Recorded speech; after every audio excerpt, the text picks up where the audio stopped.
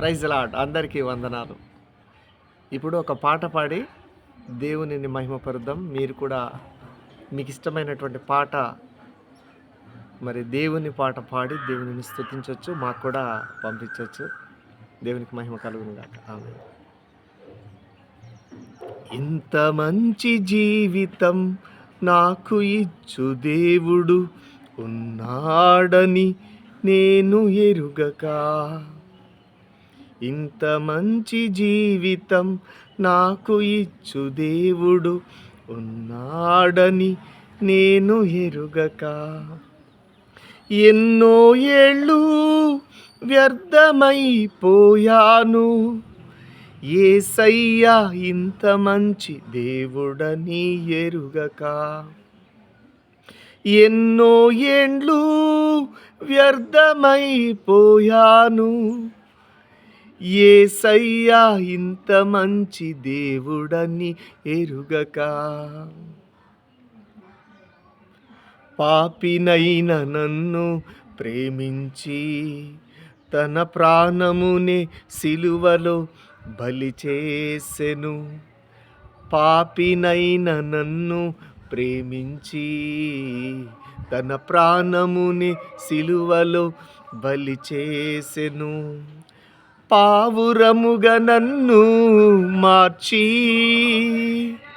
ప్రార్థనా పంజరములో నన్ను నిలిపెను, పావురముగా నన్ను నిలిపి ప్రార్థనా పంజరములో నన్ను నిలిపెను, ఇంత మంచి జీవితం నాకు ఇచ్చు దేవుడు ఉన్నాడని నేను ఎరుగక, ఇంత మంచి జీవితం నాకు ఇచ్చు దేవుడు ఉన్నాడని నేను ఎరుగక, ఎదలో బాధలకు తాళలేక ఎందుకు బ్రతకాలని అనుకున్నాను, ఎదలో బాధలకు తాళలేక ఎందుకు బ్రతకాలని అనుకున్నాను, నా మదిలో మంటలకు మనలేక ఈ మనుగడ ఏలని అనుకున్నాను, నా మదిలో మంటలకు మనలేక ఈ మనుగడ ఏలని అనుకున్నాను, మారాను మధురముగా మార్చిన మహనీయుడే నన్ను మధురముగా మార్చెను, మారాను మధురముగా మార్చిన మహనీయుడే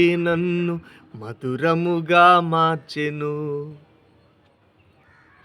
ఇంత మంచి జీవితం నాకు ఇచ్చు దేవుడు ఉన్నాడని నేను ఎరుగక, ఇంత మంచి జీవితం నాకు ఇచ్చు దేవుడు ఉన్నాడని నేను ఎరుగక,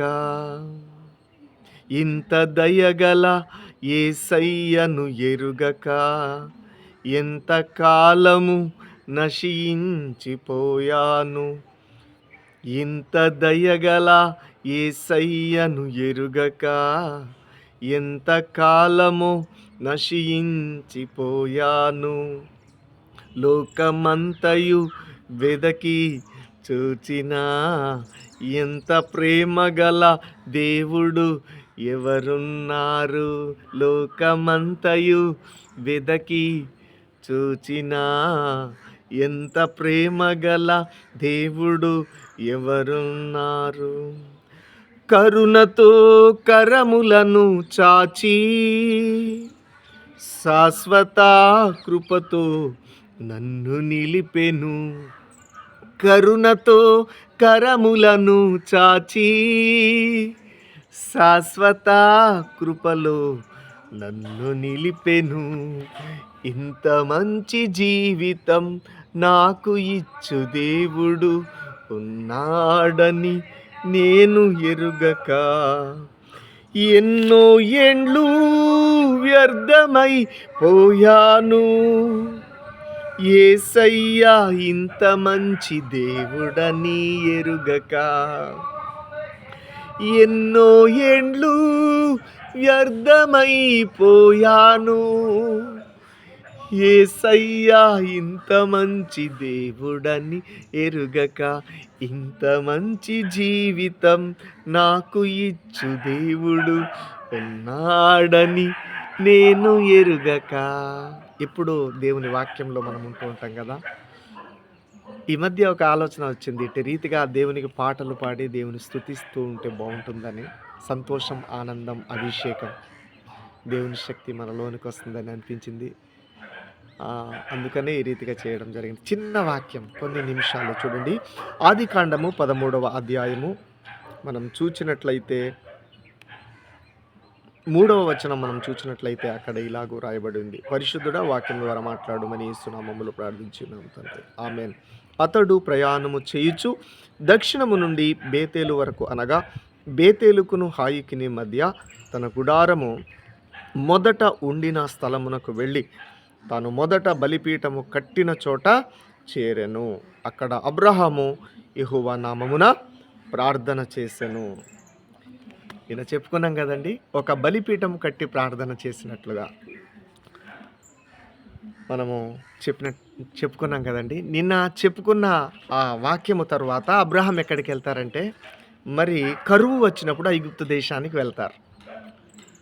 ఐగుప్తు దేశంలో కొంతకాలం ఉండి ఆ కరువు కాలంలో దేవుడు మరలా ఈ దేశానికి, కనాను దేశానికి నడిపిస్తారు.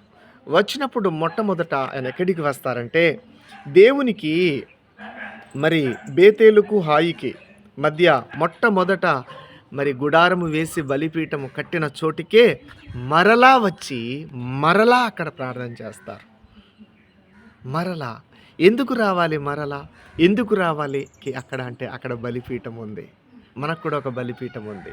అదే మన ప్రభు అయిన యేసుక్రీస్తును నామము, మన ప్రభు అయిన యేసుక్రీస్తు రక్తము. అక్కడ రక్తము ఇవ్వబడుతుంది. ఆ యేసు రక్తము, యేసుక్రీస్తు అనే బలిపీఠము క్రిందికి మనం వస్తూ ఉన్నాం. ఆల్రెడీ ఆయన బలి అయిపోయారు. అక్కడికి వచ్చి ఆయన ప్రార్థన చేస్తున్నట్లుగా మనం చూస్తూ ఉన్నాం. మనం కూడా ప్రతిరోజు కూడా యేసుక్రీస్తు దగ్గరికి, ఆయన సిలువలో కార్చిన రక్తమును జ్ఞాపకం చేసుకోవాలి, ఆయన మరణమును జ్ఞాపకం చేసుకోవాలి, ఆయన పునరుత్థానమును జ్ఞాపకం చేసుకోవాలి. దేవుని వాక్యమును మనం చదువుకుంటూ తిరిగి మరలా దేవుని యొద్దకు ఉదయం, సాయంకాలం కూడా, రాత్రి వేళల్లో మరలా దేవుని దగ్గరికి రావాలి. అబ్రహాం దేవుని దగ్గరికి వచ్చినట్లుగా మనం చూస్తూ ఉన్నాం. దేవుని దగ్గరికి వచ్చినప్పుడు దేవుడు మనతో మాట్లాడతాడు. తన యొక్క స్వభావం, తాను ఎటువంటి దేవుడో, తనను ఎలా సేవించాలో, ఎలా సేవ చేయాలో కూడా దేవుడు చెప్తూ ఉంటారు. అట్టి రీతిగా ఎట్లా జీవించాలో కూడా దేవుడు చెప్తూ ఉంటారు. మనకు అన్ని విషయాల్లో కూడా ఆయన తోడుగా ఉంటారు. అవసరమైనవి ఇస్తారు. ఆయన మనకు కాపాడతారు, బ్రతికిస్తారు. దేవుడి వాక్యము దీవించును గాక, ఆమేన్. పరిశుద్ధుడా యేసు ప్రభువా, నీకు వందనాలు. మరలా అబ్రహాము ప్రార్థన చేసినట్లుగా మేము చూస్తూ ఉన్నాం. మరలా మా కుటుంబాలను కట్టుకోవడానికి సహాయం చేయండి.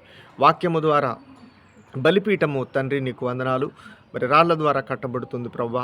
వాక్యం అనే రాయి ద్వారా, పరిశుద్ధాత్మశక్తి ద్వారా మా జీవితాలు, మా సేవ జీవితాలు, మా కుటుంబాలు, మా మందిరాలు, దేశము కట్టబడినట్లుగా యేసుక్రీస్తు నామంలో గొప్ప కార్యం జరిగించండి. ఇప్పటికే మీరు కట్టి ఉన్నారు, మరింతగా మీ రాజ్యమును కట్టుమని మేము ప్రార్థన చేస్తున్నాం. మరి ఇంతమంది, కోట్ల మంది ప్రజలు ప్రార్థన చేస్తూ ఉన్నారు, మీకు వందనాలు. ఆనాడు అబ్రహాం ఒక్కడే ప్రార్థించినట్లుగా చూస్తూ ఉన్నాం. ఈనాడు వేలాదిగా, లక్షలుగా, కోట్ల ప్రజలు ప్రార్థన చేస్తూ ఉన్నారు. ఇంకా ప్రార్థనలో అనేక మంది ప్రార్థన చేసి మిమ్మల్ని మహిమపరచినట్లుగా, మీ చిత్త ప్రకారముగా అబ్రహాము జీవించినట్టు జీవించడానికి సహాయం చేయమని యేసుక్రీస్తు నామంలో ప్రార్థించున్నాం తండ్రి, ఆమేన్. Praise lord. వందనాలు అందరికీ.